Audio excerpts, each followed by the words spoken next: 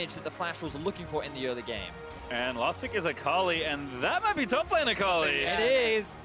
And it's in the hands of Keen, the carry top. is fairly vulnerable.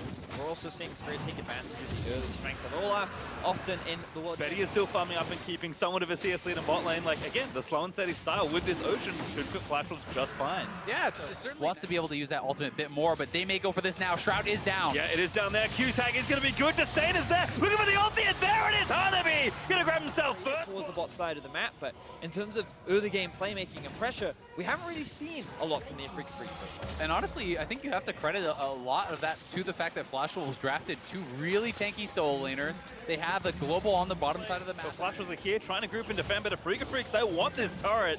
They will be able to take. I was expecting them to try and rotate around the map. Oh, Tusi may be caught. Gonna get tagged again. Mugen looking to keep that 100% KP up and going. There's Betty gonna charge him with a killer instinct after the kick, and he swoops They in. donate that over to Betty, get the Kaisa going, and he is gonna be going for that AP build, working towards his Nashers, and certainly is gonna be a really big threat.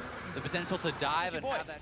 And I kind of love what Flash Wolves have done as a team as they've developed. Like, we thought for a while, you mentioned already, Maple and Castle were the two guys that always got work done for the Flash Wolves. Down as you get further and further into these fights.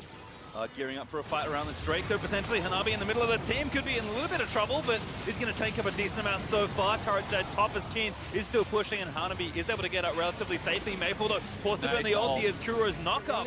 Able to take off 50% of their HP. Keen is still sitting in the top. Ooh, nice from Spirit. Steals away the Mountain Drake. All right, that so was total between these two teams that have been taken. Oh, here we go.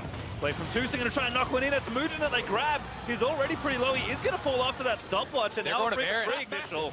Flash was going to have to mount a defense here in a 4v5 as Sword Art does taunt Tucson. Betty looking for a way into this team fight, but from the brush, Keen again is going to try and make the play. This is Volkov's over the front line. Are so tanky as Betty is going to get San United as Keen's forced into stasis. Betty does get the kill. That's Keen down as Flash will mount the defense. Betty with a double, going to make it a triple kill, and 4v5 Flash Wolves defend. And this is what we were talking about. The unkillable Betty runs rampant through the team of Afreeca. Afreeca could not get enough damage onto the Kaisa to really ever threaten him, and once that threat started to fall down, all he done this. So Afreeca will be having to seed this outer turret here, but has to feel like Afreeca needs to be able to make some sort of a play. They need to be able to get some sort of a pick because it's been this slow burn for Flash Wolves the whole game long, and they really need more items, more and more protection for our marksmen. I mean, they just won a 4v5 around Baron with no jungler. So you have to think. They see the prey in their eyes. They're going for the dive. Dive is brewing. Kramer likely to target this. Hanabi going to charge in as Curry gets flipped back around. Betty! He's back in there, but Keen's actually doing a decent job zoning him away. The Stand United bird to try and defend his Flash. Maybe going a little too far with Hanabi. He gets the first kill on Kuro, but there's actually the counter kill there for Kramer. This is able to grab the shutdown. The turret will fall.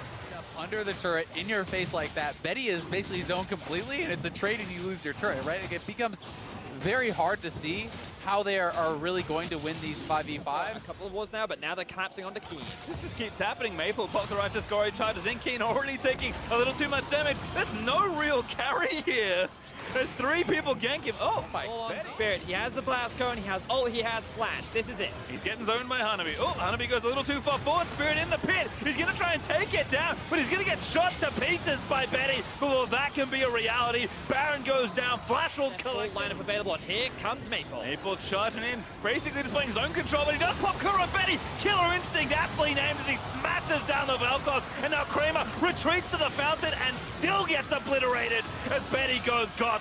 And Flash Wolves melt through Afreeca once again. The Nexus is in their eyes, and they're looking to top the group. It's been cool, calm, collected, but most importantly, dominating as Mugen just misses the flash kick onto Keen. But the Nexus turrets will get shredded down. Sword Art will land the final taunt to get Flash Wolves the ace, and they will smash Afreeca in this late game. Just honestly pick